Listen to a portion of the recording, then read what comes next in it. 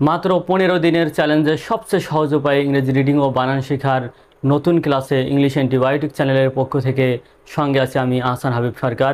আজকে এটি প্রথম ক্লাস। মাত্র 15 দিনে ইনশাল্লাহ আপনারা ইংরেজি রিডিং ও বানান শিখতে পারবেন। ক্লাসগুলো শেষ পর্যন্ত দেখবেন। এটি হচ্ছে আমাদের প্রথম ক্লাস। এরপরে আমরা আরও 14টি ক্লাস করব। ইনশাল্লাহ 15 দিনেই আপনাদেরকে ইংরেজি রিডিং ও বানান শিক্ষায় আমি সক্ষম করে তুলব।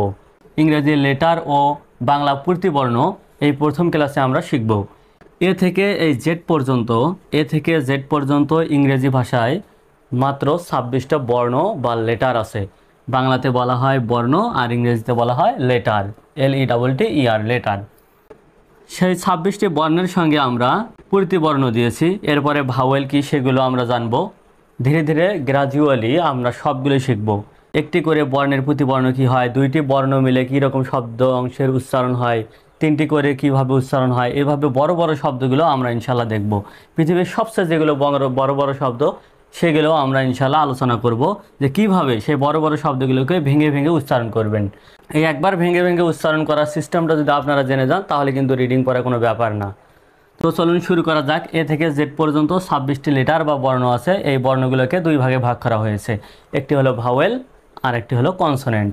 ভাওয়েল হলো 5টি, সেগুলো হলো এ, ই, আই, ও আর এই ইউ। এই 5টি হলো ভাওয়েল আর বাকিগুলো হলো কনসোনেন্ট। ভাওয়েল মানে হলো স্বরবর্ণ আর কনসোনেন্ট মানে হলো ব্যঞ্জন বর্ণ। বাংলাতে যেরকম আছে প, আ, হ্রস্ব ই, দীর্ঘ ই, এগুলো হলো স্বরবর্ণ। আর ক, খ, গ, ঘ এগুলো হলো ব্যঞ্জন বর্ণ। এই স্বরবর্ণকে বলা হয় ভাওয়েল আর ব্যঞ্জন বর্ণকে বলা হয় কনসোনেন্ট। তো আমরা ধীরে ধীরে ইনশাল্লাহ সবগুলো জানবো। আপাতত আমরা এই 4টা মুখস্থ করব। যাদের এই 4টি মুখস্থ নেই তাদের অবশ্যই এই 4টি মুখস্থ করতে হবে। এই 4টি আমি আগে প্রথমে পড়াবো। পড়ানোর পরে এই সাইডে আমি আপনাদের দেখিয়ে দেবো যে কিভাবে এই প্রতিবর্ণগুলো কাজ করে। প্রথমে আমরা বাংলা SMS, বাংলাতে মানুষের নাম এগুলো আগে শিখব। শেখার পরে আমরা ইংলিশ শব্দগুলোও শিখব, সব কিছু একসাথে ইনশাল্লাহ। এতে আছে অ, আ, এ, বিতে ব, সিতে ক দন্ত্য স, ডিতে ড বা দ, ইতে হ্রস্ব ই একার এ, এফে ফ, জিতে গ বর্গীয় জ, এইসে হ বর্গীয় জ নয় বর্গীয় জ, সঠিক উচ্চারণটা হলো বর্গীয় জ।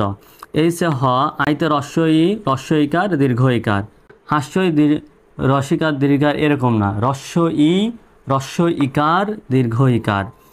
যেতে বর্গীয় জ বা অন্তস্থীয় জ, অন্ত্যেষ্টি জ নয় অন্তস্থীয় জ। কেতে ক, এলে ল, এমে ম, এনে মূর্ধন্য ন বা দন্ত ন, দুটি হয়। এমে মূর্ধন্য নও হতে পারে। ওতে ও, ওকার হ্রস্ব উ, পিতে প, কিউয়ে ক, আরতে র, এসে দন্ত স,